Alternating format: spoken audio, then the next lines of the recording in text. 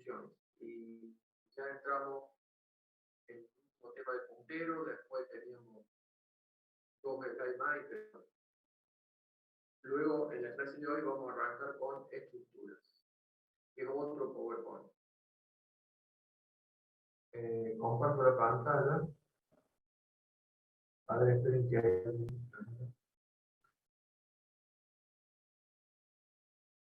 Comparto la pantalla.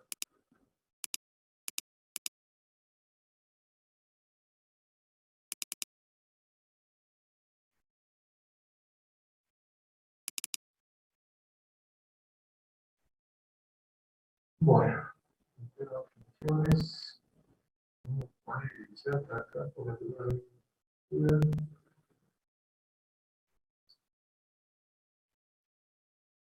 bueno, hay una similitud con respecto a los arreglos, cuando en los arreglos nosotros decíamos que el nombre de un arreglo era como si fuera un puntero al primer elemento del arreglo. Bueno, acá tenemos funciones. El nombre de una función, el nombre, es como si fuera un puntero a la dirección de comienzo de donde está escrito el código de esa función. O sea, el código de la función está en la memoria.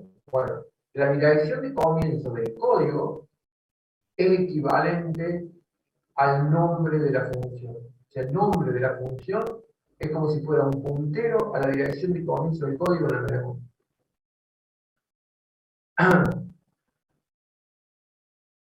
El nombre del arreglo era la dirección de memoria del primer elemento. Del mismo modo, dice lo que yo dije, y los punteros a funciones se pueden pasar. Estoy en el último párrafo. Se pueden pasar a funciones, devolverse de funciones, almacenarse en arreglo y asignarse a otro puntero de funciones.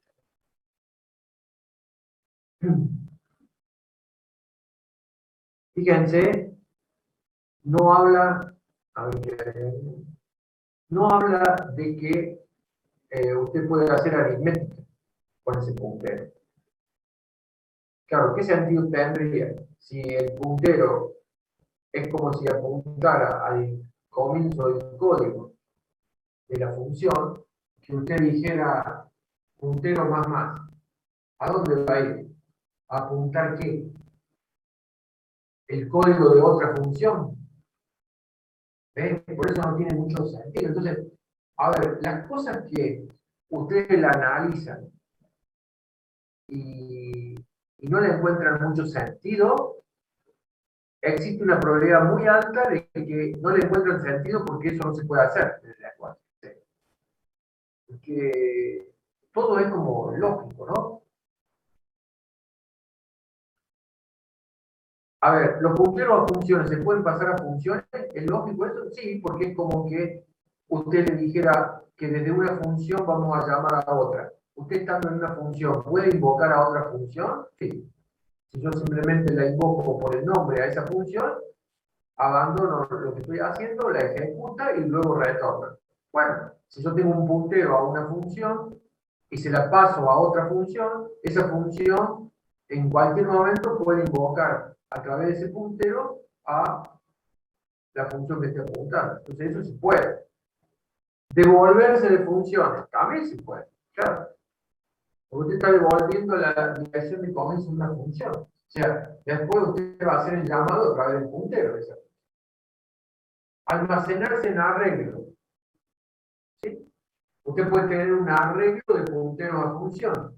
Entonces, después seleccionando un elemento del arreglo, implica que esté invocando una función determinada. Si invoca otro elemento de ese arreglo, es porque está invocando a otra función.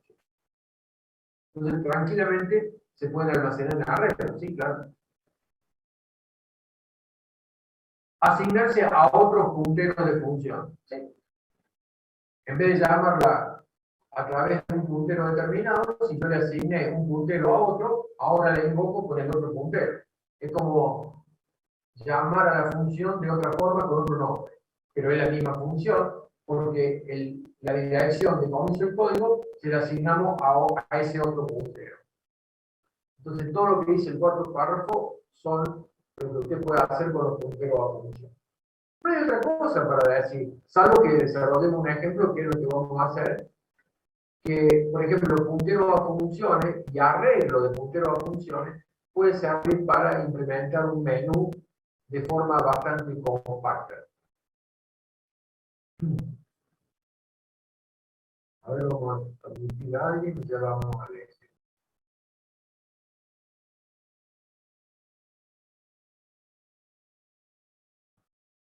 Bueno,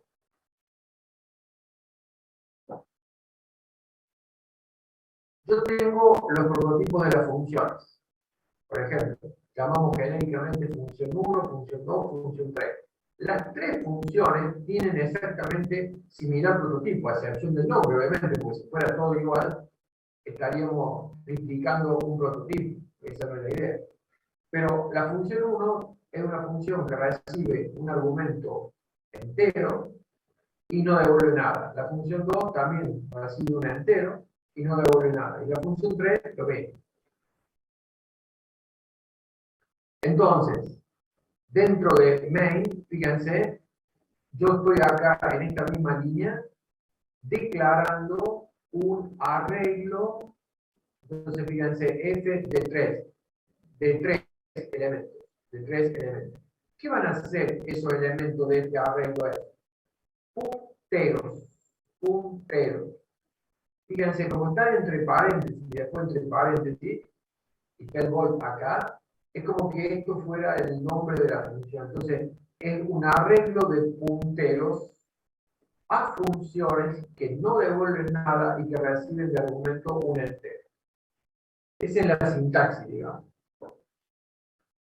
Como es un arreglo de tres punteros a funciones, luego, entre llaves, están simplemente los nombres de las tres funciones que fueron declaradas en el prototipo. Función 1, función 2, función 3. El nombre de la función es lo único necesario para poder inicializar este arreglo de puntero a función. ¿Por qué? Porque el nombre representa la dirección de comienzo del código que implementa la función. Es como si fuera un puntero a la primera línea de memoria que contiene el código. Entonces está perfectamente usado el nombre como una dirección de memoria. Y como este es un arreglo de punteros, y un puntero que hemos dicho es una variable, punto contenido es una dirección de memoria, esto cierra perfectamente.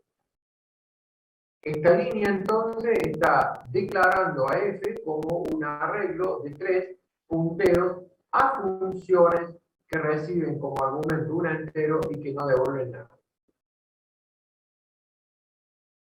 Cuando yo tengo arreglo de puntero a funciones, lamentablemente o felizmente, eso lo verá cada uno y lo buscará. Yo pienso que es aplicable cualquiera de los dos según la circunstancia en la cual la quiere usar.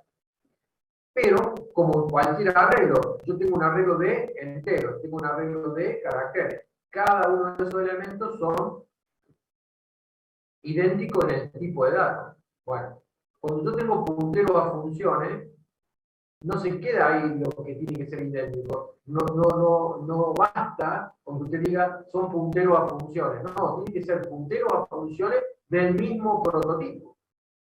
De la misma forma. Es decir, que reciban un entero y que no devuelvan nada. Como en este caso. No es que siempre tiene que recibir un entero y no devolver nada, ¿no? O sea, usted podría ser una función que recibe tres argumentos. Un entero, un char y un float. Y devuelve un double. No sé, pero lo que sí sé es que si van a ser parte de un arreglo de puntero a funciones, las tres funciones tienen que tener el mismo prototipo. Porque en la declaración, usted lo está poniendo acá, ¿eh? Bueno, fíjense ahora lo que hace. Una vez que tengo declarado e inicializado este arreglo de puntero a funciones, con este printf me dice que ingrese un número entre 0 y 2. 3 para finalizar. Y declara choice y con el scanf carga en esa variable, le paso a la dirección de choice. El scanf captura el número entre 0 y 2. O 3 para terminar, digamos. Luego hace el control, que siempre hay que hacerlo, hay que acostumbrarse a hacerlo. Usted explícitamente le dijo, ingresa un número entre 0 y 2, 3 para terminar. Pero no va a faltar alguien que le va a poner 5. ¿Por qué le pusiste 5? No vamos a ver qué hace. Siempre con el afán de quebrantar, digamos, la lógica de un programa. Porque otro sentido no tiene. Salvo que no haya leído atentamente la consigna, entonces dijo, voy a ponerle 5. Entonces siempre es bueno chequear esas condiciones. Entonces acá, como lo capturó en choice, entra este while en la medida que esta condición sea verdadera. ¿Y cuál es la condición para que sea verdadero? Es que en choice tiene que ser mayor o igual a 0, que son los límites que dijiste que ingresara. 0, 1 o 2. Mayor o igual a 0 y que choice sea menor a 3. Entonces, con esta condición, dentro del while, queda reducido a que verdaderamente haya puesto las opciones 0, 1, 2 o 3. Si no, esto no se cumpliría y no entra al while. Como uno se supone que apretó la opción después de algo que me haya puesto en el menú, acá la verdad que es un ejemplo un poco reducido, pero digamos un menú que tendría, antes de capturar 0, 1 y 2, o 3, para finalizar, uno debería poner con un printf en la pantalla qué significa si yo ingreso el 0, el 1 o el 2. Bueno, al menos un menú que diga función 1, función 2, función 3. Porque eso es lo que va a la gama. Creo que como crítica le falta un printf que diga una pequeña ventanita en la pantalla con las opciones. Bueno, de todos modos, se capturó en choice y entró porque es un número entre 0 y 3. Y fíjense cómo se hace para invocar a la función. Choice lo usa como índice para seleccionar cuál elemento del arreglo voy a invocar. Entonces acá es f asterisco entre corchetes choice. Entonces esto va a ser o f de 0, o f de 1, o f de 2. O f de 3, podría ser.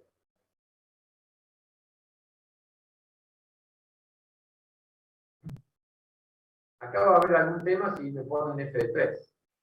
O sea, estamos haciendo crítica, digamos. Vamos a ver si lo corrigen o no.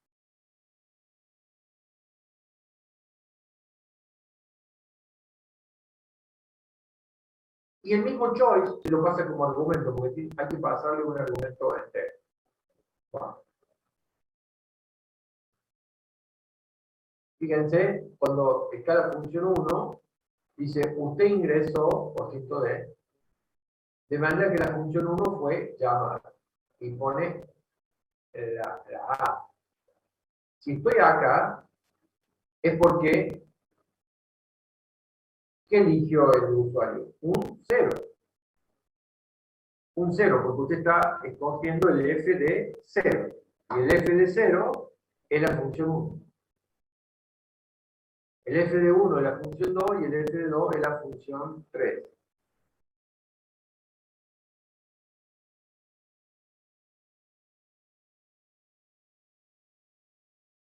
Vi mal acá. La opción 3 no la pone.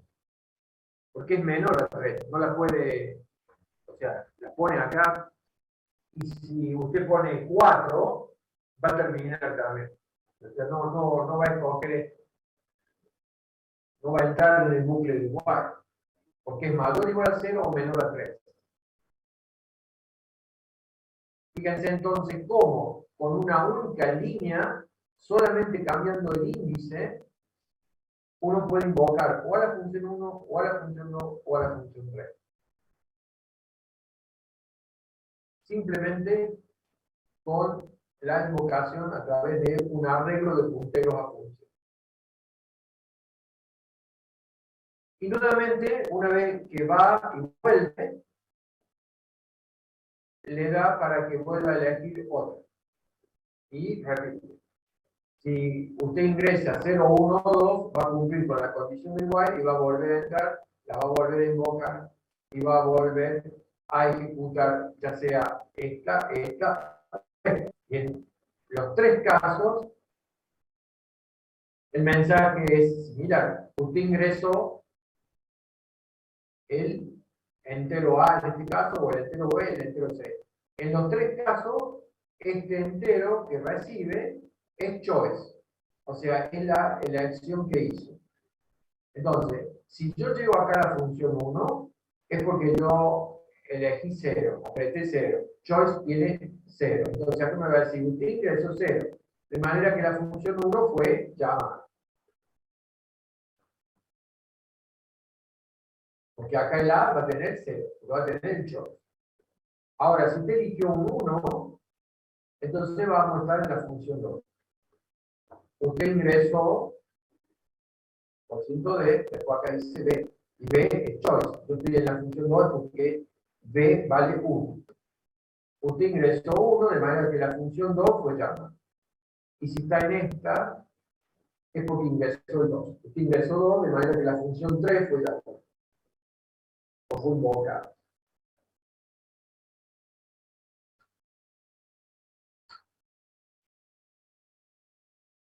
Bueno, asignación dinámica de memoria. ¿Alguna pregunta?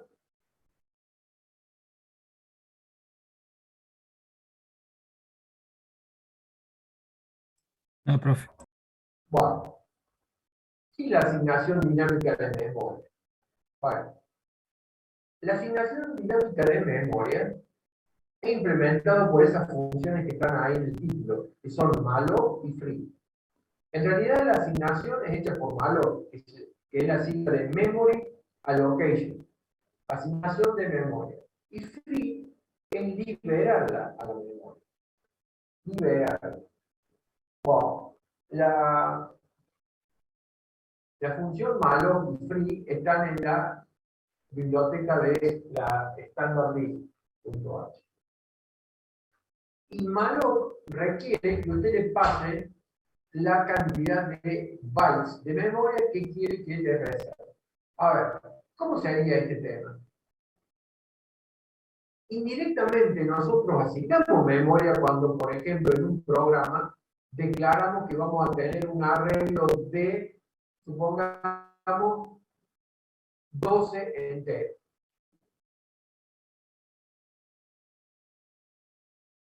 Usted dice, ¿cuántos son 12 enteros? Un entero tiene 4 bytes. Si yo tengo 12, 4 por 12, 48 bytes. Entonces, pedir asignación de memoria cuando yo declaro un arreglo de 12 elementos, cuando eso se compile y se genere el ejecutable y se cargue en la memoria para empezar a ejecutarse, usted ahí va a tener reservado un espacio para ese arreglo. Eso se hace a tiempo de compilación. Esto ya lo habíamos visto con el sizeof la clase pasada. Había que diferenciar cuando se trata de tiempo de ejecución y cuando es tiempo de compilación.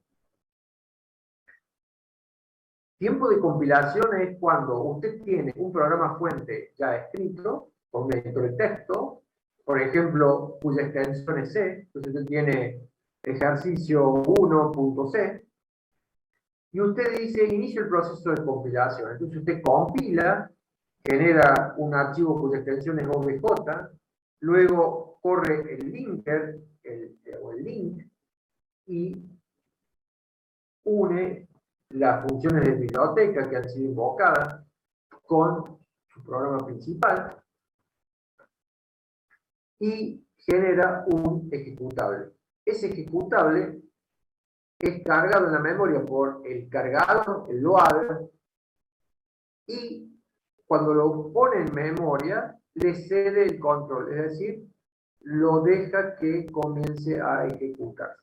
Bueno, a partir de ese momento en que el programa comienza a ejecutarse, eso es lo que se conoce como tiempo de compilación, el tiempo de ejecución.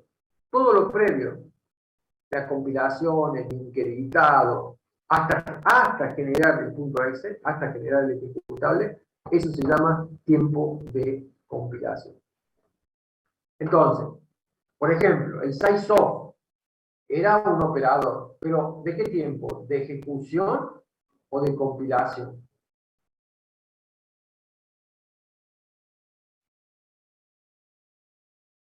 De ejecución.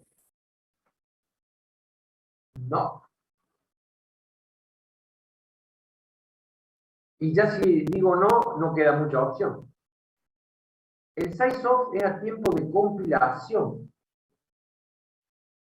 Por usar el sizeof, usted no está gastando, entre comillas, más código. No está generando más código por usar el sizeof. Porque el sizeof es un operador a tiempo de compilación. En cambio, la invocación a las funciones malloc o free es a tiempo de ejecución. Entonces yo le dije, a ver, esa es la gran diferencia. Cuando usted en un programa me declara un arreglo de 12 enteros y le llama A, cuando usted cargue el ejecutable en la memoria va a aparecer una zona reservada de 48 bytes, porque 12 enteros por 4 bytes que ocupa cada entero son 48 bytes en total. Esos 48 bytes va a estar asignado. Esa asignación de memoria dada para un, en este caso, arreglo, podríamos decir que es una asignación estática porque ya viene con el código de máquina que vamos a ejecutar. La asignación dinámica es cuando usted está en medio de la ejecución. Cuando ya está ejecutando usted el programa. Ahí usted en el programa dice necesito más memoria. ¿Cuál? Quien administra la memoria, quien administra en general todos los recursos de un sistema, es el sistema operativo. El sistema operativo administra lo que sea los dispositivos de entrada-salida, administra la memoria, administra los archivos o gestiona los archivos, que todavía no hemos visto, digamos, pero saben lo que es un archivo. Todo lo hace el sistema operativo. Ahora, usted va y le dice al sistema operativo, quiero memoria. Bueno, decime cuánto bytes. Entonces, malo memory allocation es una función que a tiempo de ejecución, cuando se ejecuta, le solicita al sistema operativo que le asigne una X cantidad de bytes de memoria. El sistema operativo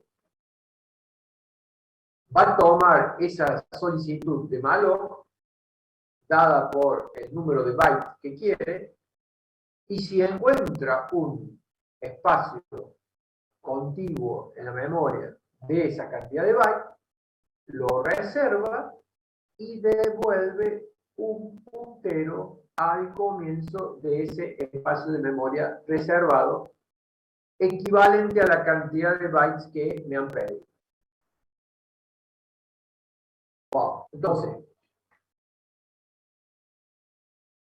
malloc requiere que como argumento usted le pase la cantidad de bytes que quiere que le reserve y devuelve un puntero que apunta a bytes.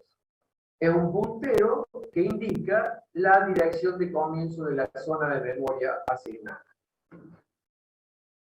A ver.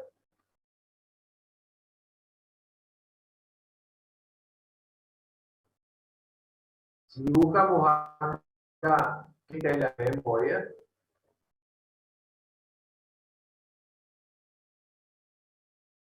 Ponemos puntos suspensivos.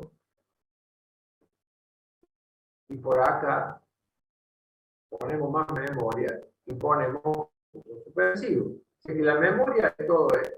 Bueno, usted podría decirle que este espacio de memoria son 48 bytes. Yo le podría decir, son 48 bytes.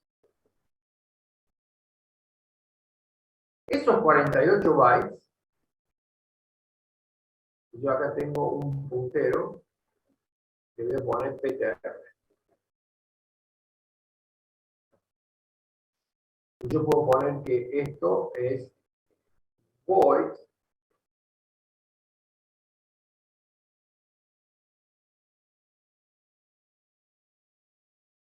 punto y coma. Y yo a este espacio, que son 48 bytes, y que me lo ha reservado el sistema operativo, viene de haber dicho, miren, lo invoco, malloc, y entre paréntesis digo 48. Y malloc, si yo lo invoco, va el sistema operativo reserva y me devuelve cosa, el puntero que apunta al comienzo de esta zona. Entonces yo se lo asigno a PTR. Entonces PTR está inicializado con la dirección de comienzo de esta zona de 48 bytes que yo en tiempo de ejecución le pedí al sistema operativo que me asigna. Ahora, como esta línea está escrita, obviamente como todo el programa fuente, a tiempo de compilación, porque esto es lo que yo tomo para iniciar el proceso de compilación. Bueno, si yo voy a compilar esto, la filmina, ahí voy a achicar esto, okay.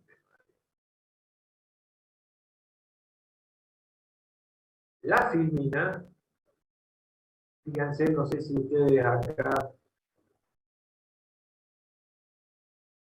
deben verlo muy chiquito.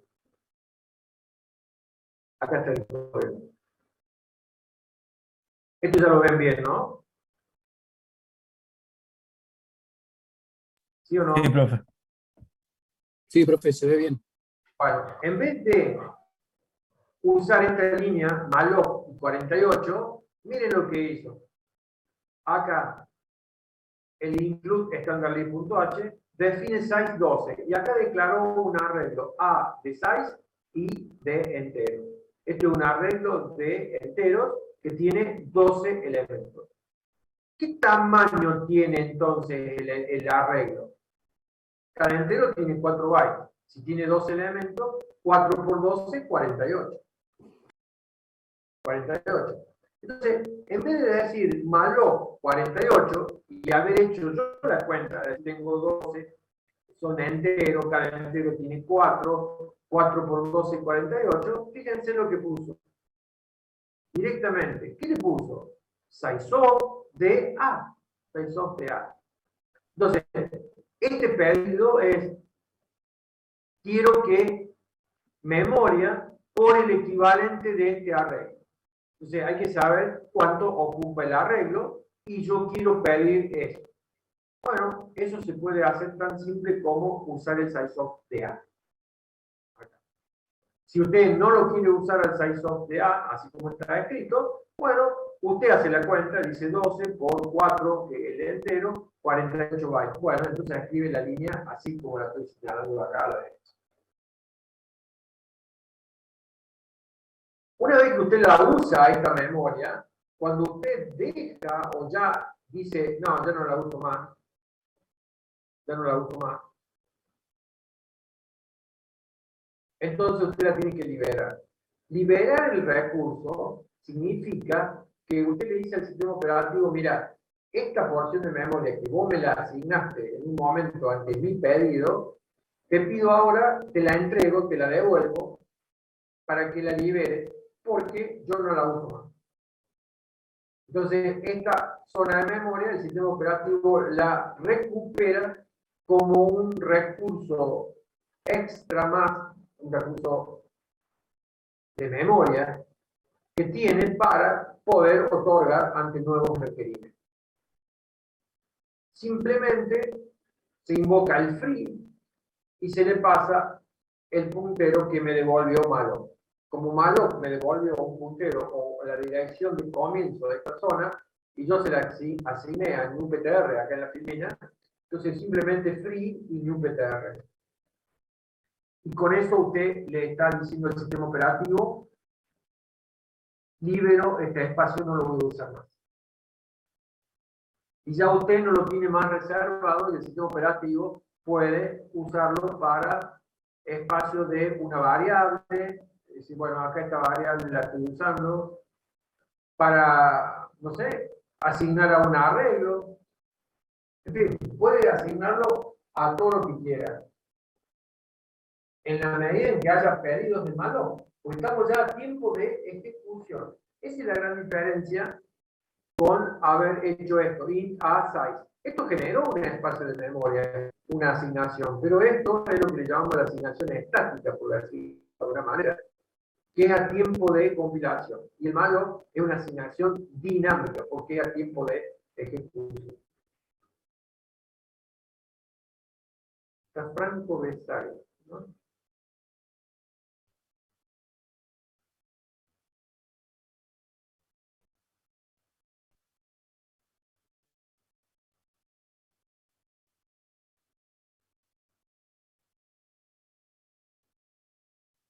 Oh, eso es todo lo de malloc y free.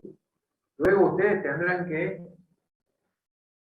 tenerlo presente para el caso en que en algún momento lo necesitan o lo requieran debido a lo que están haciendo.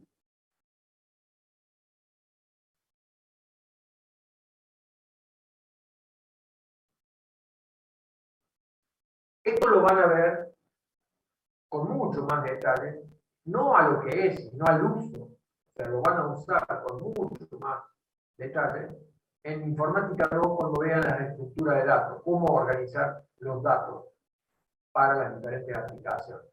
Y cuando ustedes vean listas enlazadas simples, dobles, van a ver que usan al malloc, lo usan al malloc para asignar memoria para los diferentes nodos que van a componer esa lista enlazada.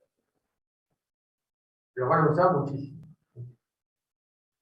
Y cuando ustedes borren o quiten o remuevan uno de esos bloques, uno de esos nodos de la lista enlazada, van a ver que van a liberar la memoria utilizada. Y van a usar el free. Esto, miren lo que le digo, en la evolución de C, uno dice, de C pasamos a C++, y de C++ pasamos a Java. Ya lo habíamos dicho antes, C es programación estructurada, 100% programación estructurada. En C++ ya se introduce la noción de objeto, o sea que es la programación orientada a objetos. Y ahí convive la programación estructurada, como el C puro, con la programación orientada a objetos, que es el C++. Y el C++ entonces tiene los dos. Y luego Java es 100% objeto, ya no se puede más con la programación estructurada, es todo orientado a objetos. Entonces, ¿sí? Yo no tengo claro qué es cuando se habla de objeto, orientada a objeto. No, eso nunca me quedó claro, digamos. Y todavía no lo han visto en ninguna materia, objeto. Claro, sí, pero vio que la mencionan a menudo y usted podría darnos una pequeña explicación de qué. No, porque es todo un concepto basado en un nuevo paradigma, digamos. Entonces, usted en Informática 2 van a ver eso, porque se ve eso y se ve estructura de datos. ¿Sí? No es como un simple ejemplo, guarda. Tiene que, para manejar el objeto después, tiene que manejar todo un paradigma, que es la programación orientada a objetos. Fíjense, imagínense cuando hacemos la programación estructurada. ¿Y cómo hubiéramos dado un ejemplo sin haber visto todo lo que vimos hasta acá? Es complicado, me va a entender después, digamos. De todos modos, no es cortito eso, pero, a ver, y todavía nos falta mucho, digamos, ¿no? Supóngase, no, pero no vamos a meter. El tema que viene después es estructura. Bueno, nosotros vamos a ver lo que es una estructura.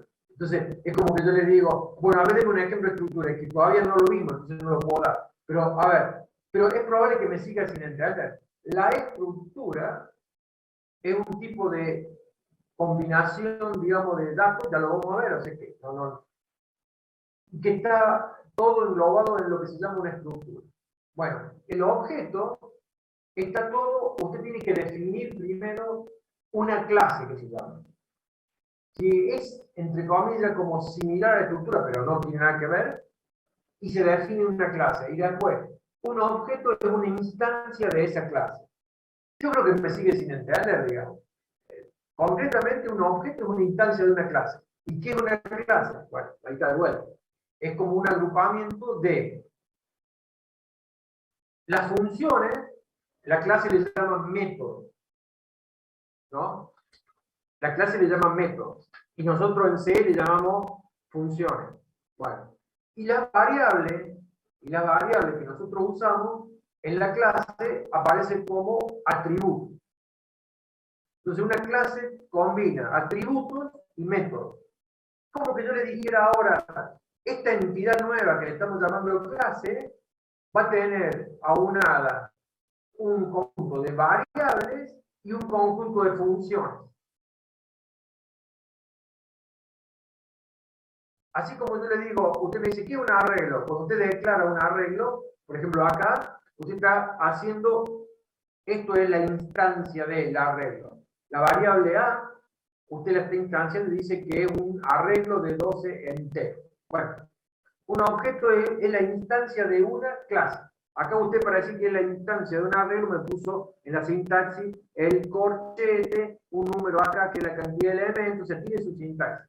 Bueno, cuando usted declara una variable como instancia de una clase, entonces usted dice que esa variable ahora es un objeto. Y la clase reúne variables como las que hemos visto nosotros y funciones, pero se le llaman métodos y atributos. Bueno, más de eso no, porque voy a salir, se me va el tiempo. Sí, sí, profesor, sí. Juan, yo no sé si algo le ayuda a eso o no, pero Sí, me ayuda a entender que es bastante, es un paradigma, como dice usted, realmente es una es nueva, realmente es otro concepto distinto a lo es que otro concepto totalmente distinto, ¿sí? sí, sí, sí. Es No, más, pensé que era algo más sencillo y que yo no lo entendía nunca. Y no. bueno, no Cuando está, me queda claro. Sigamos con lo que vemos ahora. hablamos de la programación estructurada o de la programación orientada a objetos, son dos paradigmas distintos. Por lo visto, así Es es. más, yo le diría una cosa, como electrónico, nosotros este paradigma de la informática 1, creo que usa todo el electrónico después. El electrónico no se termina metiendo en objetos, porque desde el punto de vista electrónico, nosotros estamos más hacia la parte más baja. Y el objeto es una abstracción ya. La clase es una abstracción de la realidad. Entonces nosotros, si programamos con objetos, es como que estamos yendo en un nivel de abstracción un poco más elevado. Entonces, yo los grandes desarrollos siempre los sigo, en la actualidad los sigo viendo en C, desde el punto de vista de lo electrónico. Es más, hasta los sistemas operativos usted lo ve como un Linux, que es C. Si usted tiene la posibilidad de ver el código fuente de un sistema como el Linux, y va a ver que es todo C, y no es C++, digamos, no es con objetos.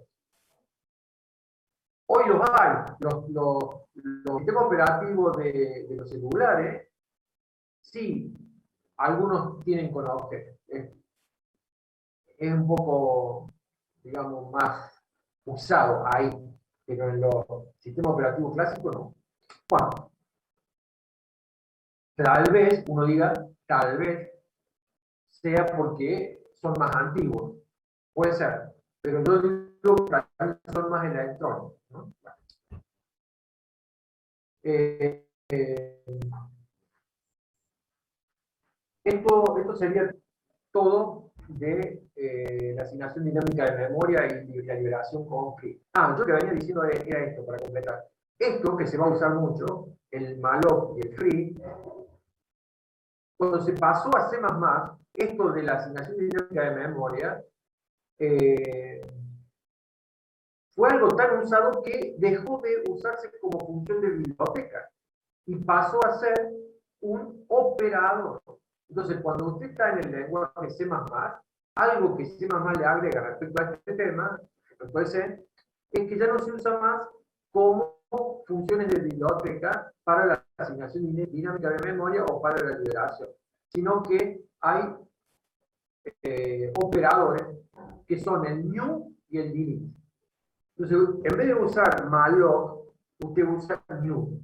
Pero new, vuelvo a insistir, no hay que incluir ninguna librería especial, nada, porque es parte de la sintaxis de lenguaje, porque es un operador, que es asignación dinámica de memoria. New. Y para liberar, en vez de llamar a la función free, el nombre del operador es delete.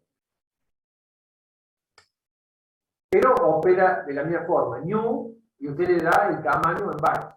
Y delete, y le da el puntero que usted asignó como consecuencia del uso del operador new.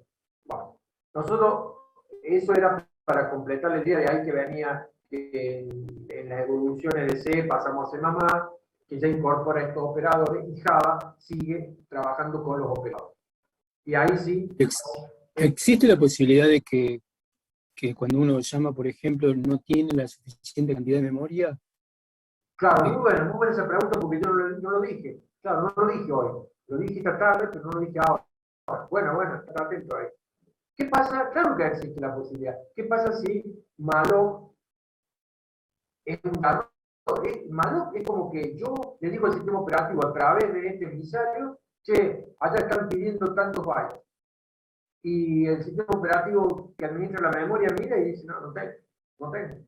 ¿Cómo le dice que no tiene? Bueno, devuelve un puntero nulo. Entonces, malloc, si el puntero no es nulo, es porque corresponde a la dirección de comienzo de la zona de memoria. Y si no pudo asignar memoria para nosotros, me devuelve un puntero nulo. Entonces, en lo que sigue en código, uno debería chequear si el puntero no es nulo. Porque si no, es como que no tengo memoria y ya sabré qué hacer. Digamos, si no tengo memoria para hacer lo que se me pedía, entonces a lo mejor tengo que poner un mensaje en pantalla y abortar el programa. Bueno, eso dependerá ya en qué momento de la aplicación estemos y qué estamos haciendo.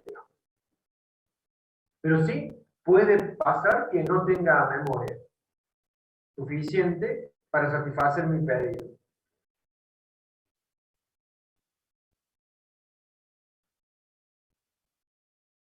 ¿Estamos entonces? Muy bien, gracias. Bueno, ¿cuál es la última filmina? Esto también es interesante.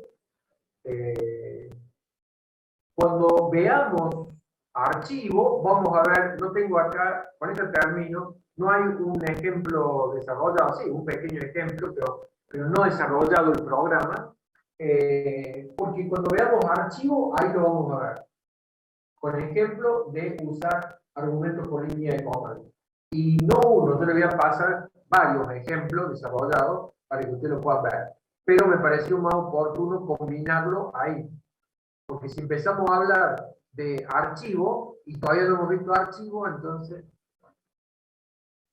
¿qué son los argumentos por línea de comando? Primera cosa, ¿qué es la línea de comando? Bueno, si yo estoy, ustedes lo ven acá, yo estoy en Windows acá.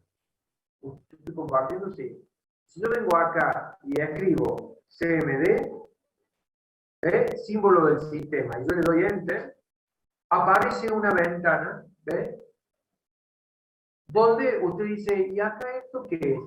Esto es, se llama así símbolo del sistema. Esto lo hace un shell, una parte del sistema operativo que interpreta los comandos que usted le pone acá.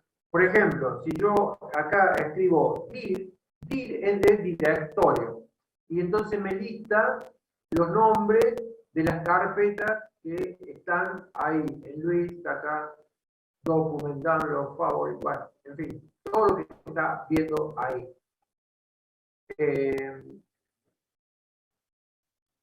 Si yo, por ejemplo, le digo, no, voy a poner ls, no se reconoce como un comando interno o externo, programa o archivo por lo que ejecuta. O sea, esto lo desconoce. Bueno, lo que pasa es que estamos en Windows. Windows es con dir del directorio. Con ls en Linux es Es el de Linux. equivalente. En Linux es el equivalente al directorio. Te lista todo lo que vos tenés. Después, un copy podría ser la otra. O sea, quiero copiar un archivo en otro. Entonces, una sentencia así sería copy. No lo voy a ejecutar, pero por ejemplo, copy, no sé, archivo 1, no sé, ponele, archivo 2. ¿Qué pasa si yo doy esto? Mira, no me dijo que no entiende el copy, sino que el sistema no puede encontrar el archivo especificado. Esto lo intenté ahora, digamos. Pero entonces, supongamos que yo tengo una línea de comando así. Cuando uno llama a un programa, supongamos a tu propia aplicación, uno está en el sistema operativo y por línea de comando le puede pasar argumentos. Por ejemplo, el copy sería el nombre del programa que se va a ejecutar. Y archivo 1 y archivo 2 son nombres de los datos que yo le estoy pasando al copy. Entonces, de alguna manera, cualquier programa, cuando es invocado desde la línea de comando, puede recibir argumentos. Y por eso el título es argumentos por línea de comando. Esa es la línea de comando, donde está el símbolo del sistema, o sea, está en el shell del sistema operativo. Ahí se trabaja textualmente, por texto. Todos los comandos son como de la vieja usanza. Antes todo lo que sea carpeta, fichero, con el mouse, doble clic, toda la simbología gráfica, vos haces doble clic en un fichero y vos decís, estoy entrando en un directorio. A nivel de, todo era línea de comando, los sistemas operativos eran línea de comando pura, digamos. Entonces, por eso a veces la computación con la gente de la calle, como le decimos, la gente masiva, la que no tiene conocimiento avanzado de informática, le resulta difícil comprender todo esto. Ahora, vos le mostrás gráficamente y le decís, con una interfaz como el mouse, le va a la flecha, toca, doble clic y ahí se ejecuta. ¿Y acá cómo? Y acá tenés que escribir el nombre y darle enter. Yo, para mis adentros, digo, pero es lo mismo, no es difícil. Pero parece ser que la gente de la calle prefiere el mouse y el doble clic y no tener que estar escribiendo nada, absolutamente. Por ejemplo, ¿cómo copias o cómo ve? Uno dice, ¿cómo llevas? Porque ya sabes lo que va a hacer. Vos en una interfaz gráfica seleccionas un archivo con el botón de la derecha, lo arrastras y lo tirás en otra carpeta y estás moviendo un archivo de un directorio a otro, acá, por ejemplo, a nivel de línea de comando. Y entonces acá tiene que ser por ejemplo, copy podría ser tranquilamente, y, o sea, combinado. Acá tenés como una acción sola y acá podés combinar, copiar primero y después borrar. O sea, hay cosas que se hacen a nivel de la interfaz gráfica que es como más sencillo que hacerlo a nivel de comando. Y a nivel de comando el que entiende más. Pero es lo mismo, profesor, por ejemplo, si uno quiere formatear, existe un comando para hacerlo dentro de la línea de comandos, como dice usted, ¿verdad? Sí, Y bueno, y después tenemos la parte sencilla, que es por medio de la parte gráfica, como usted dice. sí. ¿Es lo mismo una cosa u otra o una cosa tiene más potencia que la otra? No, a ver, viendo cómo fue el desarrollo de la parte gráfica vino para hacer más masiva la llegada a la gente común de la calle. Antes, el sistema operativo era el DOS. En la historia de Windows era el DOS. El MS-DOS se llamaba. MS de Microsoft. Y DOS es Disk Operating System. Sistema operativo de disco. Todos eran DOS, digamos, si fuera por eso. Pero bueno, esos fueron los nombres que comercialmente se usaron. Y este era el sistema operativo de disco de Microsoft. Entonces el MS-DOS siempre vino así. Cuando vos booteabas, este símbolo del sistema, esta ventana, no era una ventana, era toda tu pantalla. No tenías ventana, no tenías nada, era así. Así era, y ahí empezaba a poner los comandos. Bueno, a partir de la versión 3.1 del MS-DOS, vino con ese sistema operativo una aplicación que se llamaba Windows. Una aplicación. Entonces, vos entrabas, booteabas así, y vos seguías trabajando así. Pero si vos querías, escribías Windows como comando, y se ejecutaba esa aplicación. ¿Y esa aplicación qué era? Fue el primer inicio de la interfase gráfica. Ahora vos tenías una interfase gráfica, tenías los ficheros, te hacía, digamos, todo lo que tenés hoy. Incipientemente, digamos, lo tenías. Y empezabas a usar el mouse, y el clic, y el doble clic, y botón de la derecha, y arrastrar, y hacer esto, hacer lo otro de esa manera. Y empezó a tener tanto éxito que siguió avanzando el DOS 3.1 y pasó en su momento, bueno, 3.2, 3.6, ¿cuánta? Llegó al 4, luego, recuerden que el primer número va, a medida que se le va agregando cosas, va avanzando. El 4 y la última, y siempre con la aplicación Windows, que era como optativo, bootea el DOS, y si vos inmediatamente te querés pasar a Windows, escribías Windows y ya estabas como si tuviera Windows Home. Y recién en la versión 6.22 del MS-DOS fue la última que salió, porque a partir de ahí, cuando ahora booteabas, automáticamente se ejecutaba el Windows. Entonces ahora uno quedó como a decir, che, y el MS-DOS, todo el mundo te decía, está ahí abajo de Windows. Está metido ahí abajo, porque es lo primero que va haciendo el sistema operativo. Hoy Windows es con el MS, con lo que antes se llamaba el MS-DOS. Es parte del sistema operativo ahora. Y no te da la posibilidad de que vos vuelvas. ¿No? ¿Qué te da la posibilidad? Esta. O sea, ahora por defecto arranca Windows y tenés optativo a que vos digas, quiero trabajar como símbolo del sistema. Entonces, en verdad,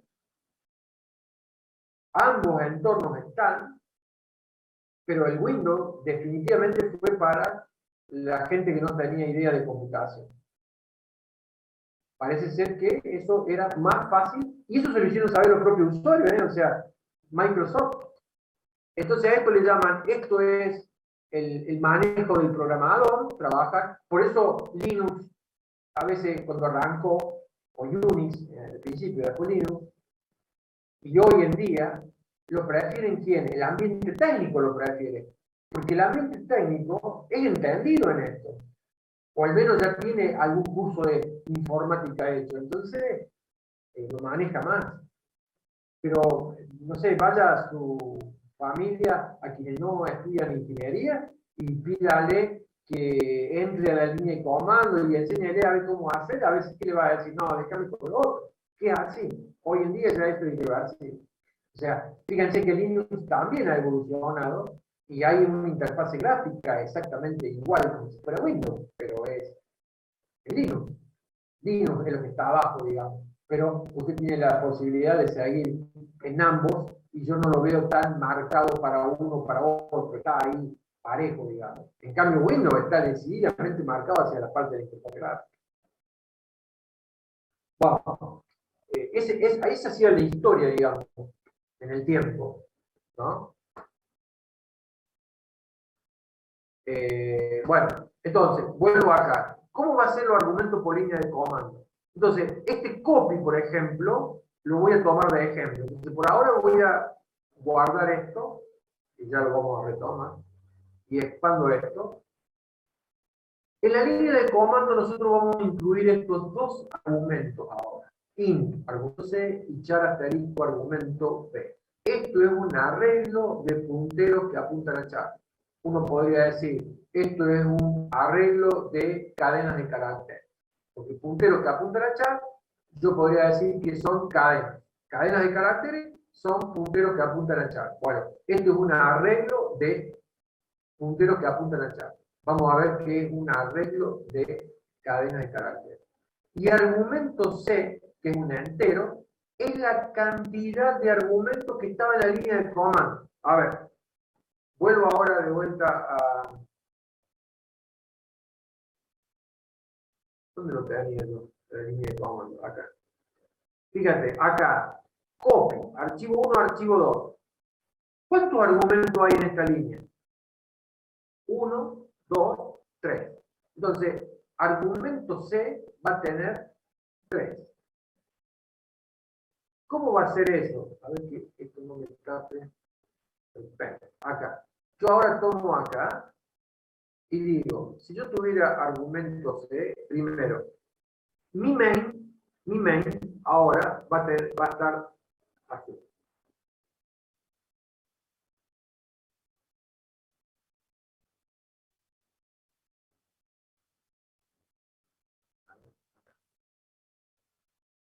Int, argumento C, coma, char, asterisco,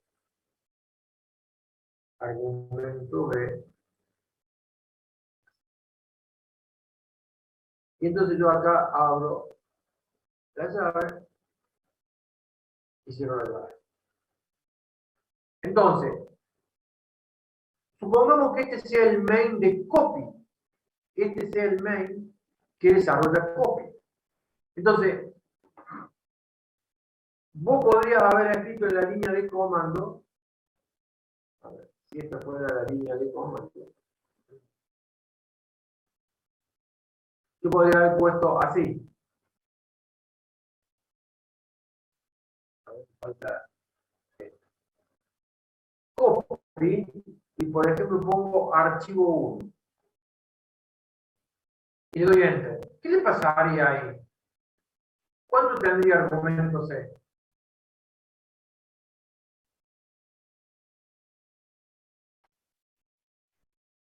¿Cuánto tendría? Si la línea de comando fuera esa. Facundo, perdón. Sí, ¿se me escucha? Más fuerte. A ver. Creo que está hablando. ¿Alguien lo escucha? Retransmítame. Yo sé que está hablando, que está con el micrófono abierto, pero no lo escucho. Ahí, profe, ¿me Ahí escucha? sí. No, que uno le decía. No, ¿por qué uno? Este O sea, también incluye. Este también bien, yo pensaba que eso era como el llamado a la función y le estabas pasando un solo argumento, pero la función sí, yo te entiendo. Desde el punto de vista de los argumentos de la función, sí, pero de la línea de comando estamos viendo ahora. Esto, bien, la entonces en cantidad ese de caso vos. argumentos que tiene la línea de comando.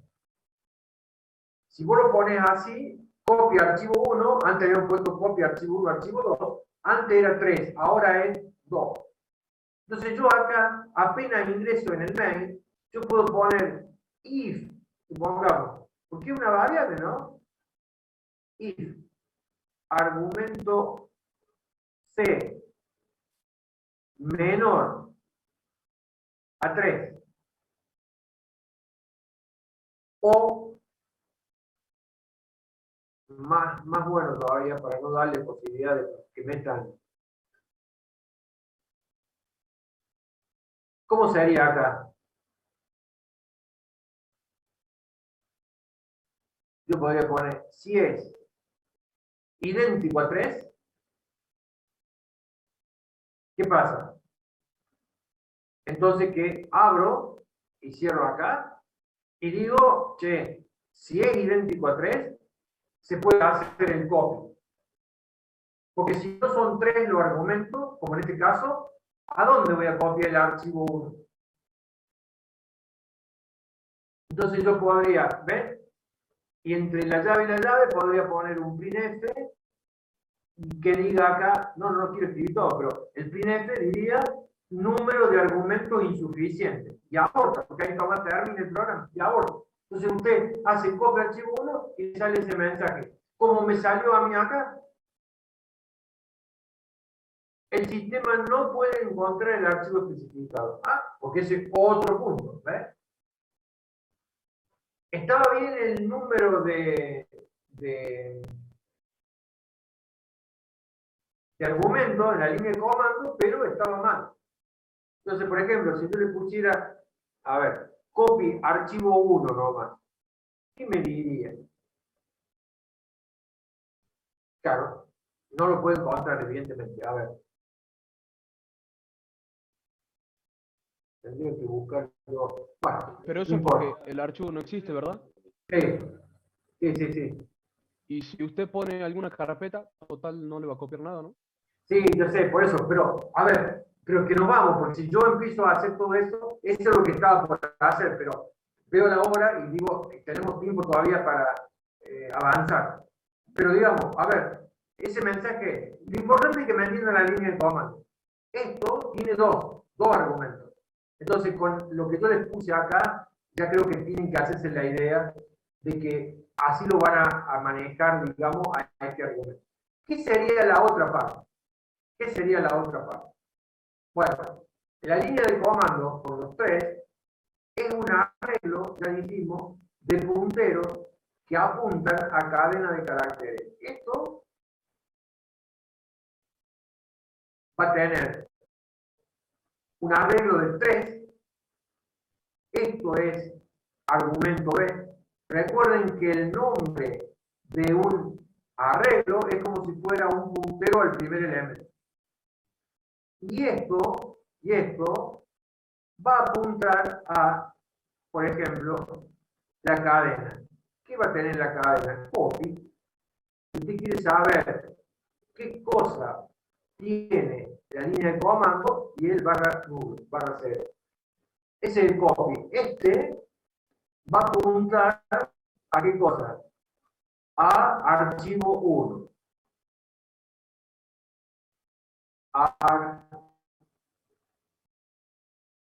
Bueno, no lo voy a poner todo, punto sustantivo, ¿sí? Pero el puntero apunta a la cadena archivo 1. Y este puntero apunta a el tercer, que es el archivo 2. Archivo 2. Y obviamente va a ser. ¿Entendió? Esto es el argumento B. Esto es el argumento B. Entonces, argumento B de 0 es el propio nombre de la aplicación. Los verdaderos argumentos a tener en cuenta son, en el copy, son argumento B de 1 y argumento B de 2. Que ahí están los nombres de los archivos que habría que hacer la búsqueda. Pero vuelvo a insistir, como cuando veamos el tema de archivos, lo vamos a ver, entonces no voy a hacer ahora el desarrollo de todo esto, porque si no, lleva tiempo hacer. Con 20.07 tengo que avanzar con el tema de estructura.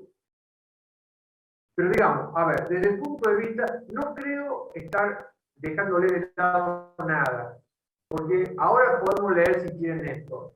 En muchos sistemas es posible pasar argumentos a main desde la línea de comando al incluir los parámetros int argumento C y char asterisco argumento B en la lista de parámetros de main. El parámetro arc recibe el número de argumentos de línea de comando que el usuario ha ingresado. El parámetro arb es un arreglo de cadena de caracteres en la que se almacenan los argumentos presentes en la línea de comando. Los usos comunes de los argumentos de la línea de comando incluyen pasar opciones a un programa y pasar nombres de archivo a un programa, que era lo que nosotros estábamos haciendo con nombres de archivo. Y por eso digo que lo vamos a completar después. Supongamos que el archivo ejecutable del programa se llama mycopy.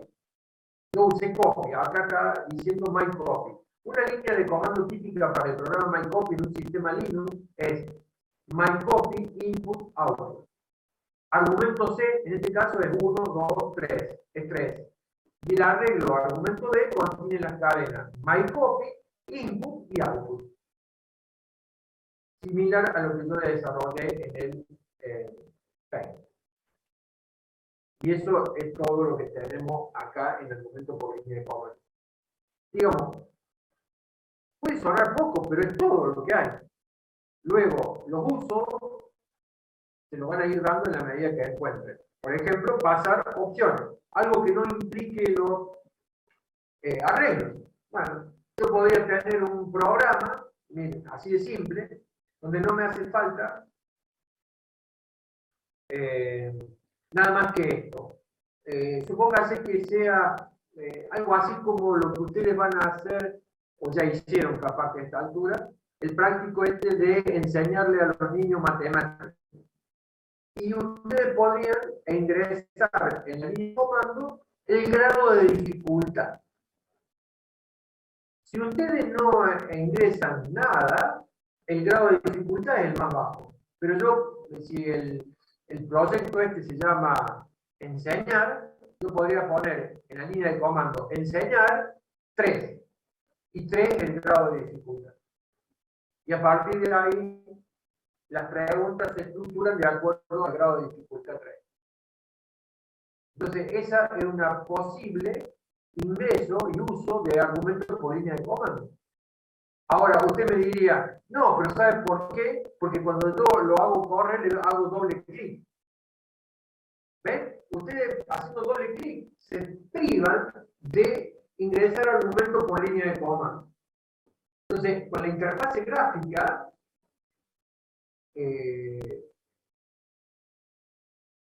como que no se puede. La gente de la calle no le pide otra cosa. O sea, poder siempre se puede encontrar de la vuelta, pero esa vuelta puede ser tan complicada y larga que la gente no lo va a entender. En cambio, el argumento por línea de comando es propio de la línea de comando que habitualmente el que está acostumbrado a usar la línea de comando para lanzar todo sin la interfaz gráfica es mi medio natural de ingreso de comando. Ahora, en vez de poner solamente enseñar solo y enter, pongo enseñar espacio 3. Entonces, el argumento C, si el argumento C es mayor a 1, es porque me están seleccionando grado de dificultad. Entonces, ahora veo con el argumento B de 1, y tendría que encontrar el número, como una cadena siempre de caracteres, ¿no? El número 3 como el equivalente ASCII del número 3. Y yo de ahí deduzco que el grado de dificultad y asigno a la variable que me haga falta. Y si no, también dice para pasar nombres de archivos, como por ejemplo el cómputo. Eso vamos a ver, esta opción de pasar nombres de archivos, eso lo vamos a ver cuando veamos archivos. Y ahí vamos a volver a retomar los argumentos por línea de comando. ¿Por qué está presentado este tema acá? Porque esto, vuelvo a insistir, es un arreglo de punteros a cadenas de caracteres. De punteros que apuntan al chat. Es un arreglo de punteros. Y argumento B, que es el nombre del arreglo, es también un puntero. Entonces, este es un ejemplo de puntero de puntero. Porque cada elemento de este arreglo son punteros a las cadenas. Y este, al ser el nombre del arreglo, es un puntero. Entonces, esto es puntero de puntero. O indirección doble. Bueno. Dejo de presentar por un momento, cierro este PowerPoint y busco el otro.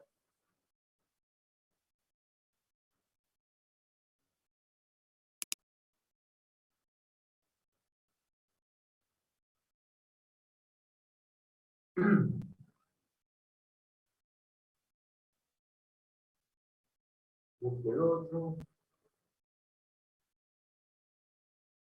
Subir este nuevo, digamos, ¿no es cierto? Porque ustedes tienen hasta el anterior. Por autogestión se los voy a enviar.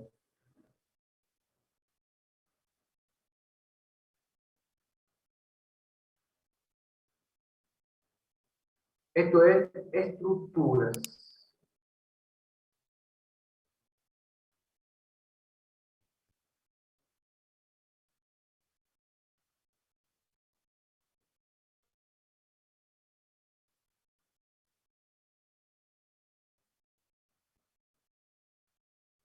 Bueno, estructuras del lenguaje C.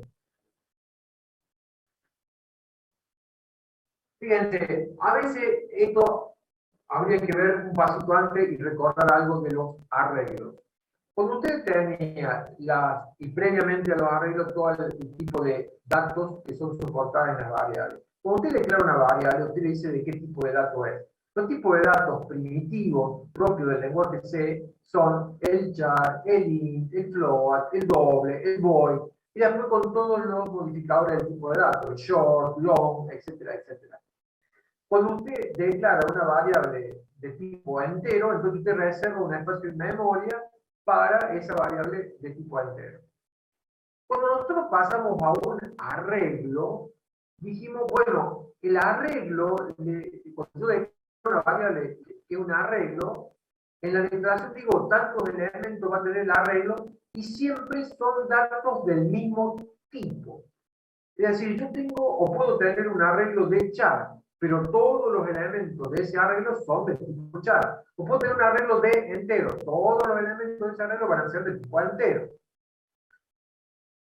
El arreglo, usted a todos esos elementos los tiene agrupados con un mismo nombre, que es el nombre del arreglo.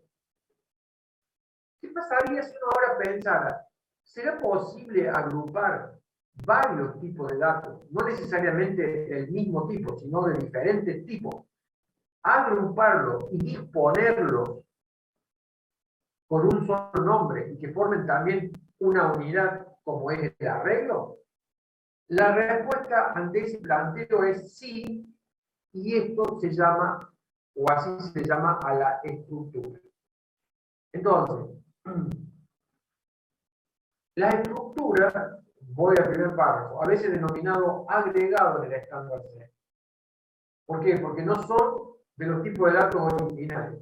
Esto, la estructura, uno podría decir que es un tipo de datos creado por el usuario. El int, el float, el doble, el char, el void, el arreglo, son todos tipos de datos creados por el lenguaje.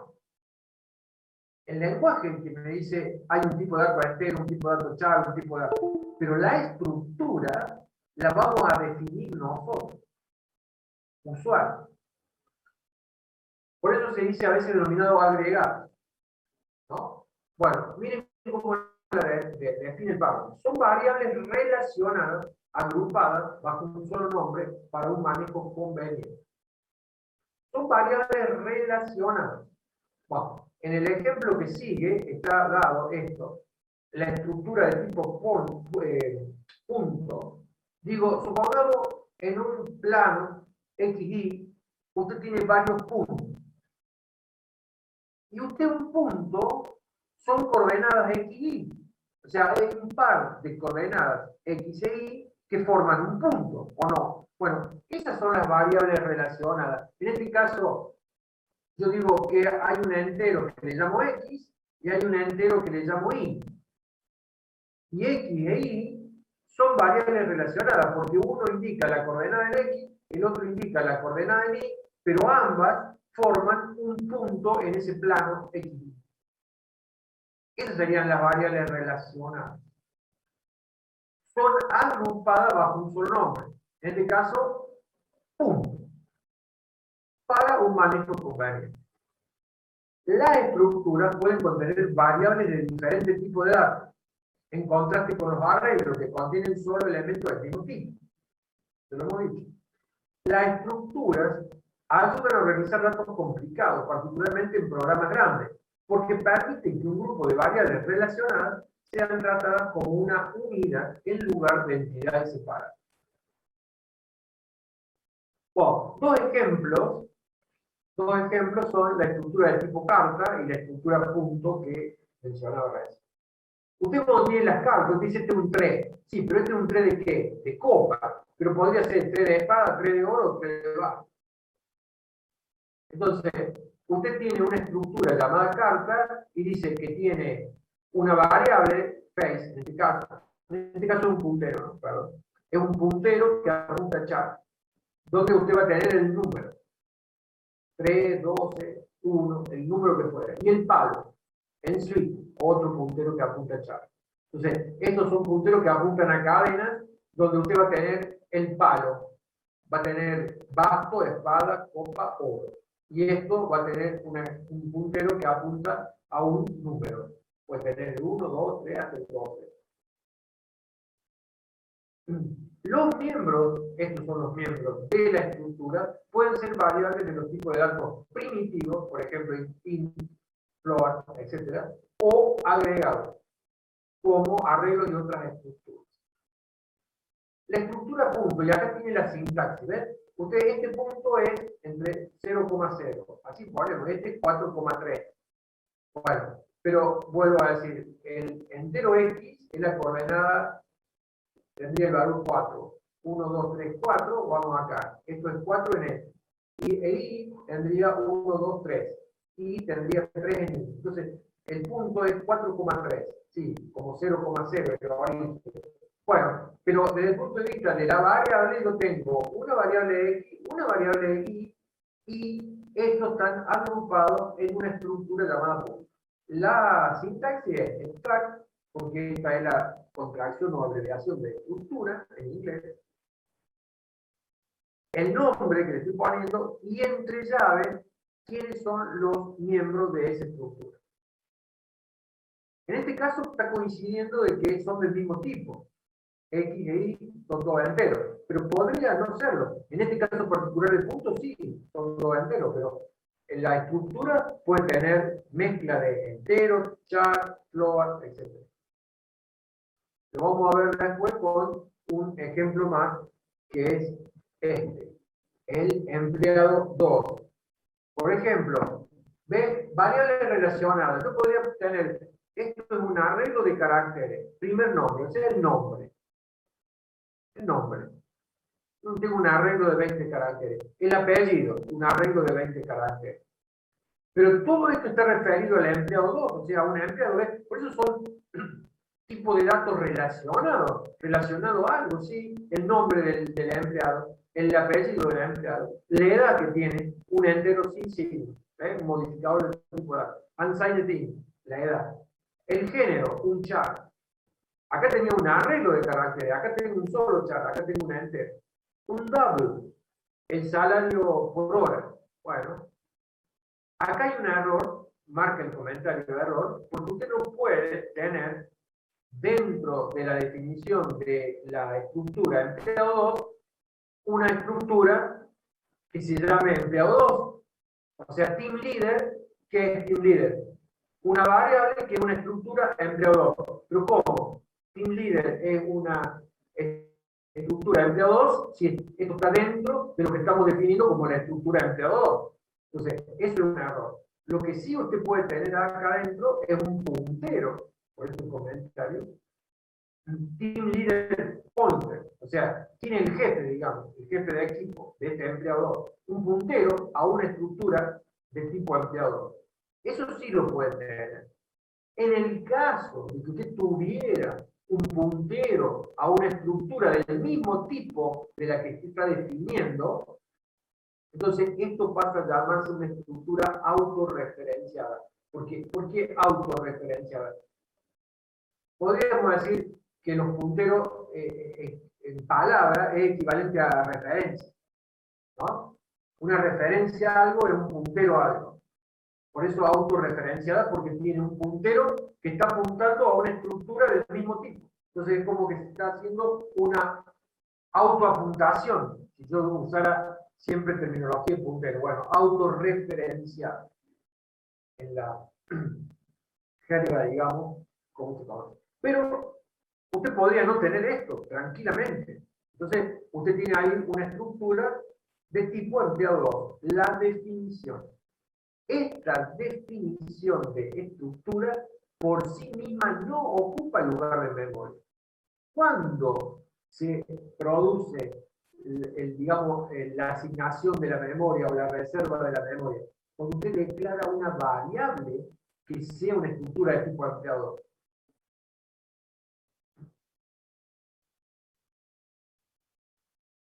Supóngase que yo tomo la estructura de tipo carta y ahora digo ACAR. ACAR es una estructura de tipo carta. Bueno, ahora ACAR sí ocupa espacio en memoria. La pregunta que les hago es, ¿cuántos bytes de memoria ocupa esta variable? Entonces, ¿usted qué tiene que hacer? Tiene que decirme, bueno, ¿y cómo está definida la estructura carta? La estructura carta está definida acá. ¿Qué tiene acá? 2 punteros. ¿Cuánto ocupa en bytes un puntero? 4 bytes. Y otro puntero, 4 bytes. 8 bytes. Entonces,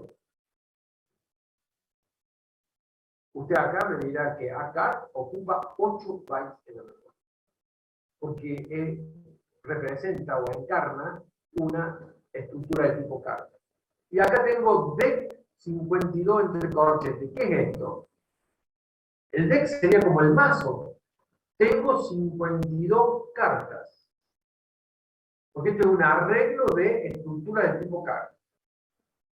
Si usted tiene un arreglo, tiene 52 elementos de la estructura carta. Con lo cual, si la estructura carta tiene 8 bytes, usted acá tiene 52 por 8. Ustedes saquen la cuenta, digamos.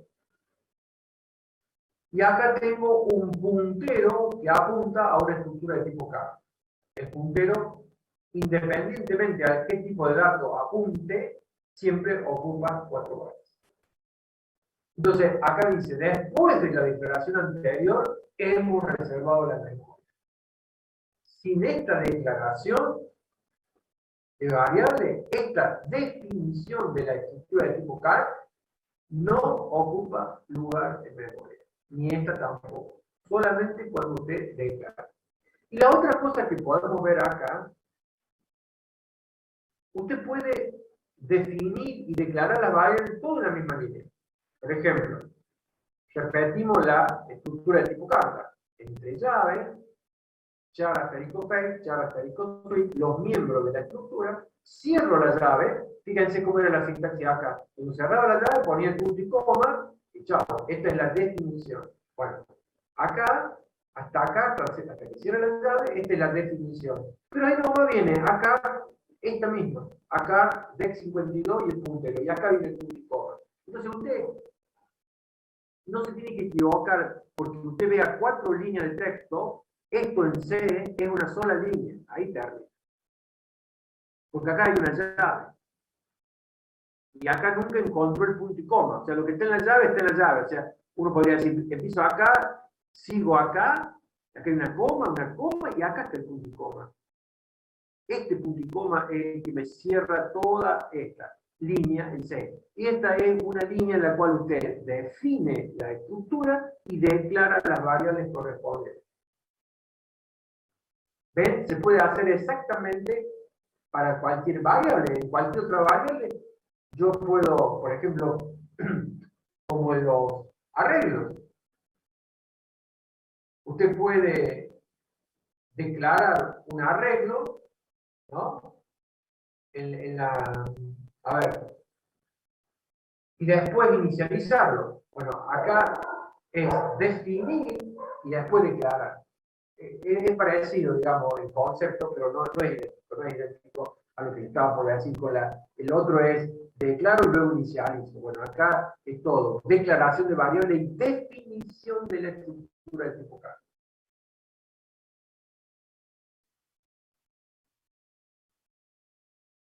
Bueno, con esto terminamos hoy.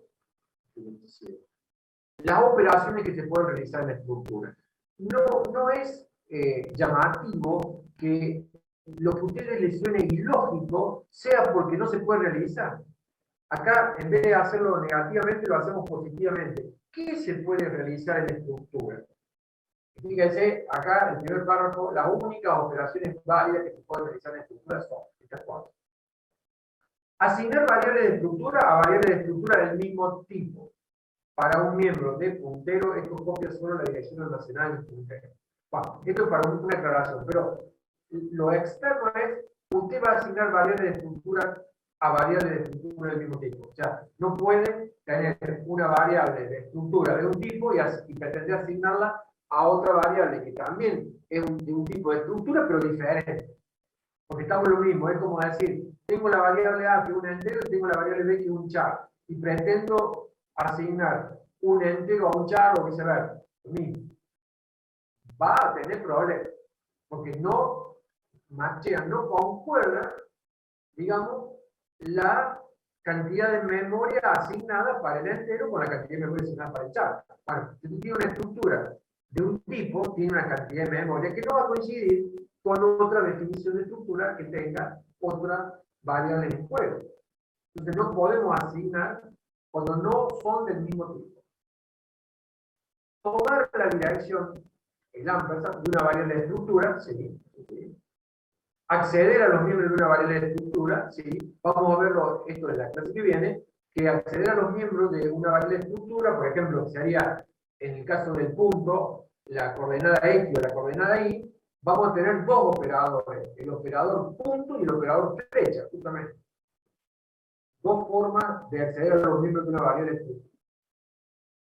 Y esto también es válido, usar el operador sizeof para determinar el tamaño de una variable de estructura. Fíjense ahí qué importante para no tener que andar haciendo el cálculo. ¿Ven? Por ejemplo, acá cuando yo le dije, che, DEC52 acá es un arreglo de estructura de tipo K. ¿Cuánto lugar vamos a ocupar en la memoria? ¿Saben una cosa? Es más fácil poner sizeof de DEC52. Usar el operador sizeof para determinar el tamaño de una variable. Bueno, la clase que viene, inicialización de estructuras, PowerPoint número 7. Ahí marquélo, ahí quedamos, tenemos que arrancar con el 7. Bueno, quedó presentado entonces el tema de estructuras. ¿Estamos en hora? Profe, no se olvide subir PowerPoint, por favor. Bueno, este es el único que estoy viendo, este que acabo de empezar, ¿no? Sí, gracias. Ahora lo subo. Si no hay preguntas, entonces hasta acá llegamos, pueden desconectarse, no dejo de presentar.